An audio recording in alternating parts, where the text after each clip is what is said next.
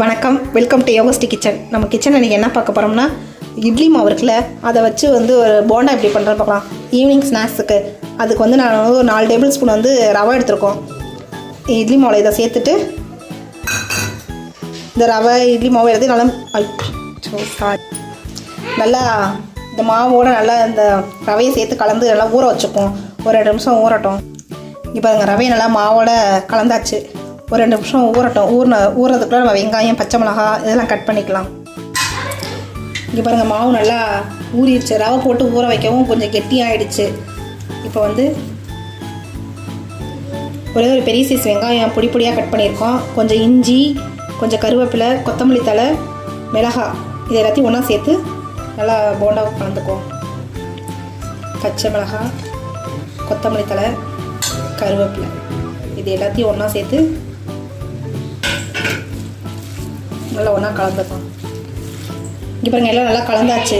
நான் இட்லி மாவோட உப்பு இருக்கனால உப்பு சேர்க்கல. ஒரு கடாய் வச்சு நல்லா எண்ணெய் காஞ்சிடுச்சு. இப்போ கொஞ்சம் கொஞ்சமாக குட்டி குட்டியாக போண்டாவை போட்டுக்கலாம்.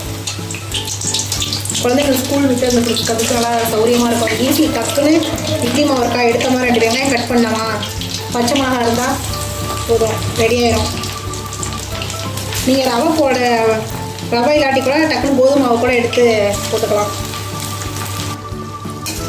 இங்கே பாருங்கள், இந்தளவுக்கு நல்லா போண்டா ரெடி ஆகிடுச்சு. கொஞ்சம் நல்லா கோல்டன் கலரில் வந்ததுக்கப்புறம் எடுத்துக்கோங்க.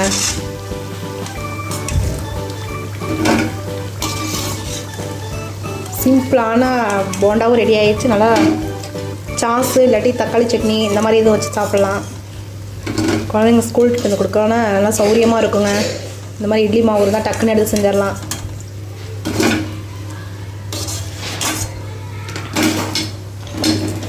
அடுத்த செட் போட்டுக்கிறேன்.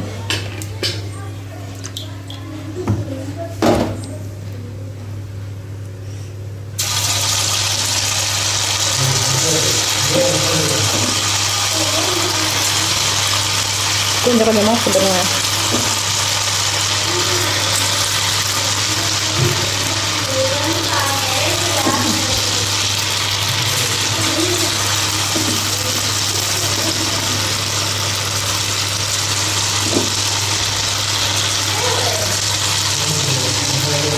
வேகட்டும்.